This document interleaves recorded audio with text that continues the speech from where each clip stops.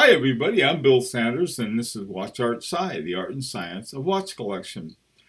Today, what I want to do is I want to talk about collectible watches under $1,000. And the way I want to talk about it is that I want to sort of think about this in terms of watches that are much higher, much more expensive. Let me give you an example of what I have in mind. This is over on the right there. You can see the Tissot Heritage, the one with the white dial, and then the small seconds at 6 o'clock. And then if you look below that, the one with the black background is the Vuitton 28E. Now, what they have in common is not the price. The Tissot is $995. The Vuitton Lantern is $87,000. Huge difference there. But when you look at them, you got two watches doing essentially the same thing. There are three-hand watches. They've got the small seconds at 6 o'clock, and then they have the hour and the minute hand. Okay, now they have another thing in common in that they both run at 18,000 vibrations per hour, or semi-oscillations per hour, actually, and are 2.5 hertz. Now, most watches, I think all Rolexes, run at 4 hertz, and most other watches run at 4 hertz. 4 hertz are 8,000.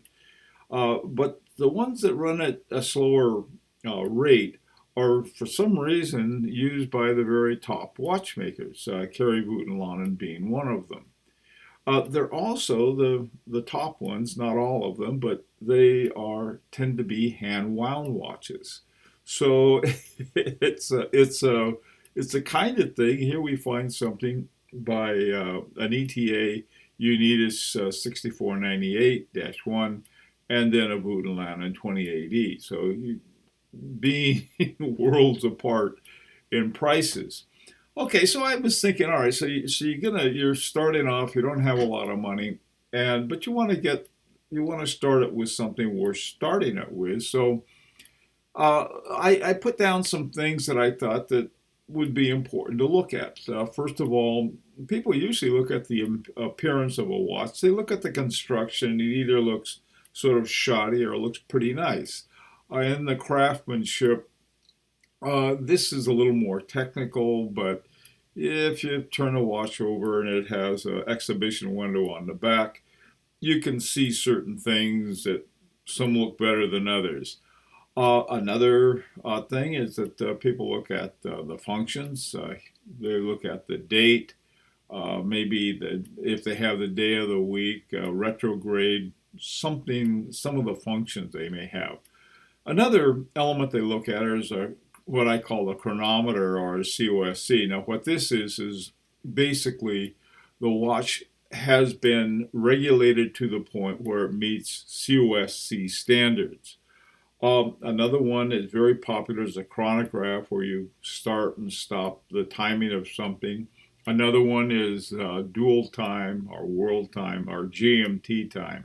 All of those refer to having another way of telling a time in another time zone than the one you're in.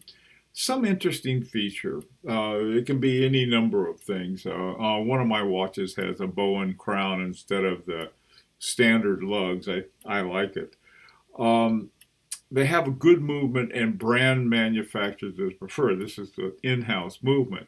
Now, with Vuitton, not all of his movements are ones he makes himself. I think he has this one set with some. Oh, wait a minute! No, they're Pazoo. They were some. I don't know what he did with them, but he can do anything because he's really talented, and he likes to use bigger balances too. Now, the Tissot Heritage, on the other hand, has actually what started life as a Unitas 6498 inside of a stopwatch, not a stopwatch, but a pocket watch. And so you had this big old movement, a big old watch. And so they started using them in different wristwatches, and they worked. Very popular, and especially people who make their own watches like them a lot. But for the most part, under $1,000, you don't find a lot of brands with in-house movements. Now, Tissot is owned by Swatch. Swatch owns ETA. Okay, so whether that's in-house or not is something we could debate, but I don't want to. All right. Okay, so let's take a look at some collectibles, all under $1,000. By the way, too, this is a price new, but it's not necessarily going to the AD and getting it. It's going somewhere in getting it. So let's take a look at some of these. Okay, and I divided them into different groupings. The first grouping is what I call office watches, and these are the kind of watch that you need every day that you take to work with you. And more people are using Apple watches or, not quartz, I guess, or smart watches of some sort. But for those who like the mechanical watches, these are some suggested office watches. First of all, is the again Tissot again. I ran into a lot of Tissot when you get below $1,000. But this one is sort of interesting. This is called the Tissot Couturier Powermatic 80, and $750.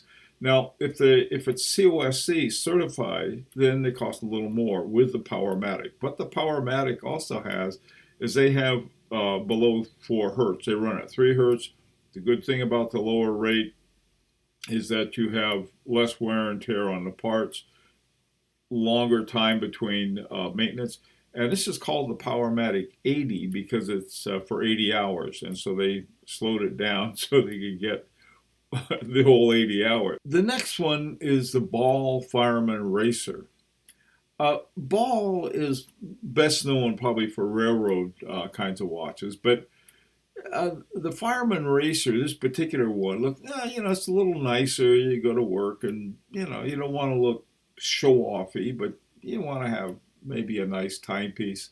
And by the way, too, all of these have the date. The Tissot has the date and the day of the week, both, which is sort of a nice touch to it.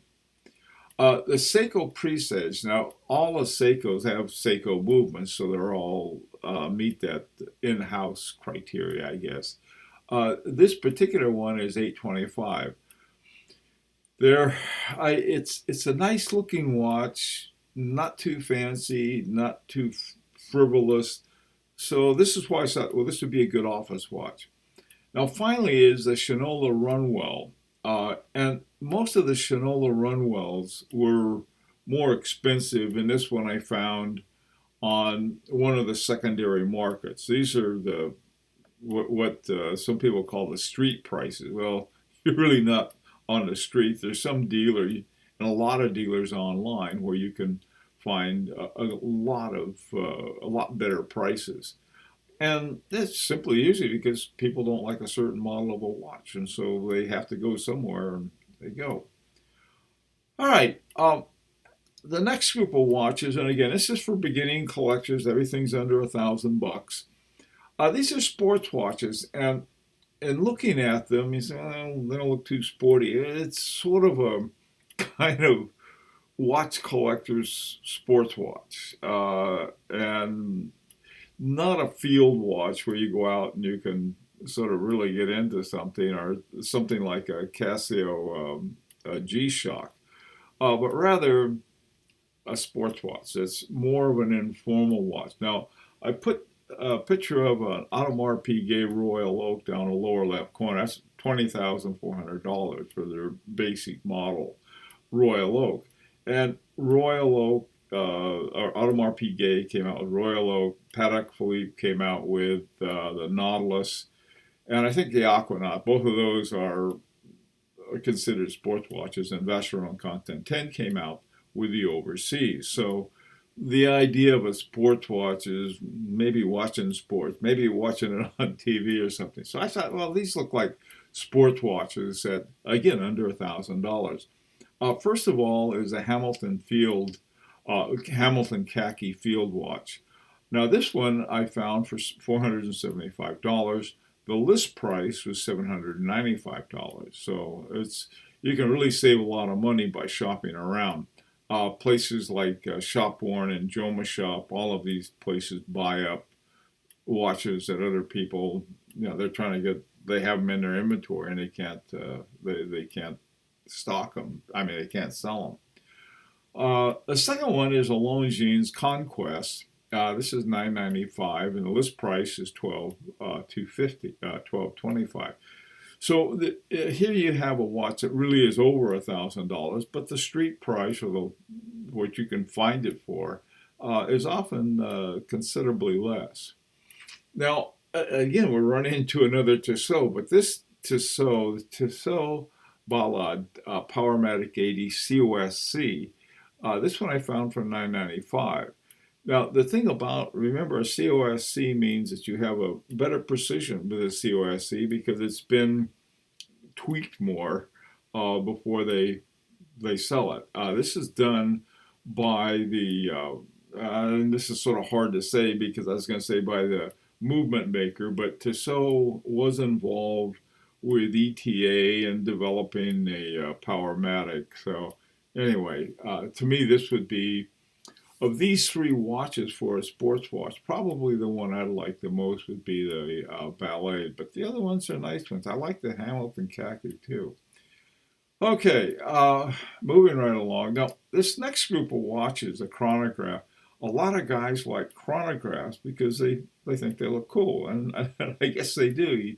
You look like, you got something serious going on in your wrists there with a chronograph. It's got, beside the crown, it's got at least a couple pushers. And looking for them, there's this one particular movement called an ETA 7750. And it's one of not probably the most popular and the most used movement out of Switzerland for a chronograph. I know the Japanese and the Chinese and others have other ones, but this is the most numerous. Now, one watch I found, I was really just fascinated. It's goes over a little thousand. It's $1,006. So I thought, well, that's okay. Maybe we could talk them down to $999. Now, this is called the Strumansky Open Space Chronograph. And the thing that's interesting about it has a Seiko NE86 in it. And the Seiko NE86, and I have another one, I think it's called the 88. They were developed because Swatch was going to only allow their movements to be put into Swatch watches. Swatch their own watches like the Tissot and the Omega and all of these other watches that watch companies that they own. So what I found, and what I read about the Seiko I think it's the NE86. They also have one called the 88, but they're both for chronographs. Really good, and they have certain advantages over the famous and reliable ETA 7750. So I thought that was a very interesting watch, and it's sort of a cool looking chronograph too. So I thought I'd add that. Now, the next one is an Edox Les Bémons. Again, it has a 7750 in it. Now, the thing about this and some of these other ones we're going to look at, there is a huge difference between the street price and the list price. Now, this is one example. I found this one for $649, but the list price was almost $3,000. It was $2,920. So you shop around, you can find some really good deals. Now, this next one is the Maurice Lacroix Les Classiques Chronograph. It has an ETA 7750 in it. One thing that Maurice Lacroix could quit doing, they call their movement the ML112. It's based on a 7750. They should point that out, and I think I'd have a lot more respect for them. The thing is, I have a lot of respect for Maurice Lacroix for two reasons. One, they do make their own movements, and second of all, this one is a Maurice Lacroix, And when I got it, I got it for the movement, which was not by them, but Jacquet 736. And I thought, my God, this thing is really well made. And I talked to one of the judges from the Grand Prix, and he said, they're one of these underrated watches, watch companies. Oh, here's one really a good buy, I thought. It's Les Classiques, and it's got an ETA 7750 that they call a ML 112. The street price on this, or what you could buy it for, was $845, and the list price was $29.80. Again, just like that, the eDocs. You can get a couple good watches there for a lot of savings over the list price. The final one is the Mito Commander 2 chronograph. It's a Mito caliber 1320. Um, I'm not sure what the Mito caliber 1320 is. I looked for it and I couldn't find it. A lot of times they'll have that. They don't. I think it was made by Mito. Mito's been around for a long time. Anyway, this one was $975 was the price on it. And it's got not only a chronograph, but it's got a day date too. So does the eDocs, and it's one of the two that has the day date in it.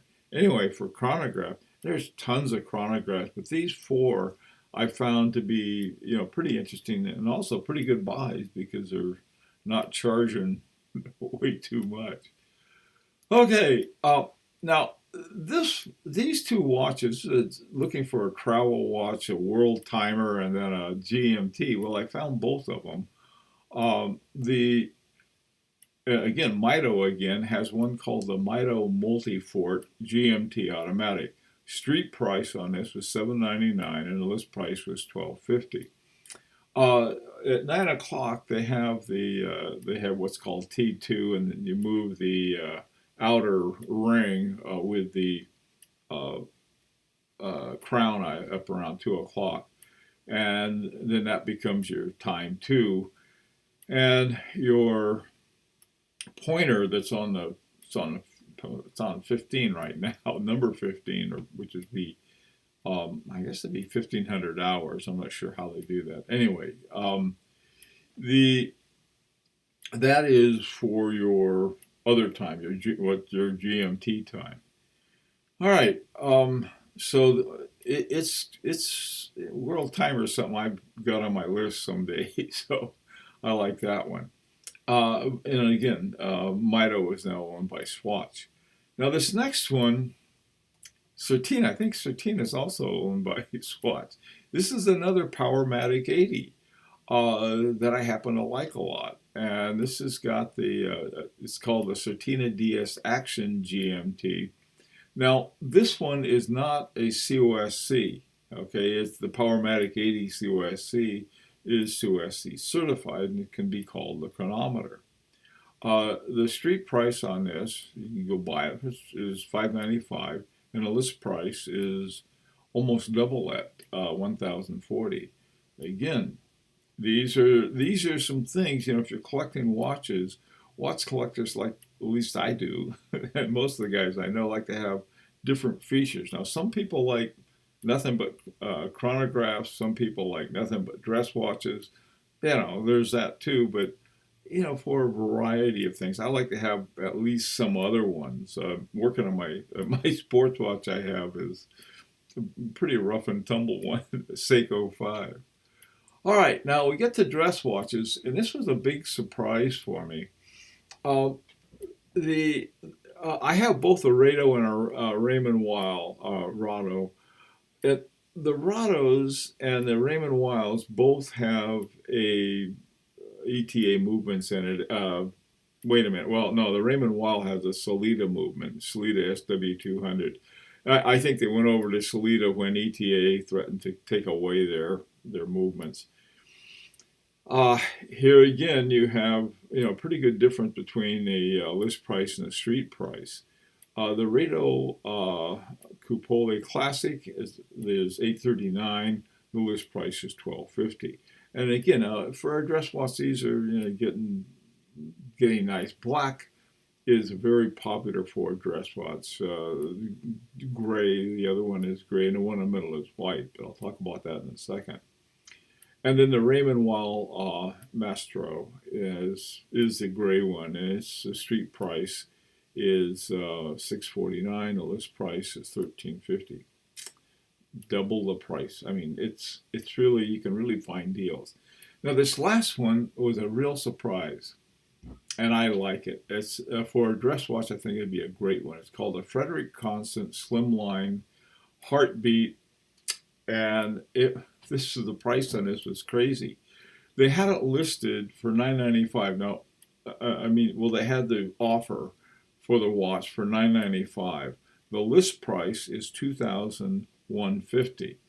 But then they had a special, and so with the special it was like 30% off if you there's a little box if you click the box and they lower the price. You can find those things and suddenly, I mean, it's like picking up money off the ground. And so here you got this one. And the thing that's important about Frederick Constant is that they make their own movements. It's an in-house movement. Some years ago, I was at a conference, and I ended up sitting down in a little booth with the guy from Frederick Constant. And I handled a few watches and put them on. They're very, very well-made watches. And the only thing I didn't like about them was that the gold ones, they had the ones with gold, were gold-plated, and that sort of rankled me a little. But they can sell them for a lot less when they do that. Okay, well, so anyway, so this is sort of like a tour of, if you're thinking of getting started. One thing I did not include, a lot of people say, well, what about resale value? Well, I put in resale value. That one is pretty easy. The two things you need to know are Rolex and Patek Philippe. They have the most steady resale values. If you get one, you can sell it for pretty near what you want. Some of the higher ones, like FP's Yarn, have I don't even want to talk about them. Great resale value, but under 1,000, I wouldn't. I don't worry about resale value anyway. But that's me. So listen. Now there's going to be at least 55 people who say, "I can't believe you didn't include this." Right? Oh, believe it. These are certain suggestions for the price, certain features in the watches. Now, what I would like you to do is say, hey, here's another watch that I think people under $1,000 could. You don't have to put in what your your little sister says, I can't believe it, or oh my God. All right. So listen, let's hear from you. And on Sunday, we're going to be having a really interesting review.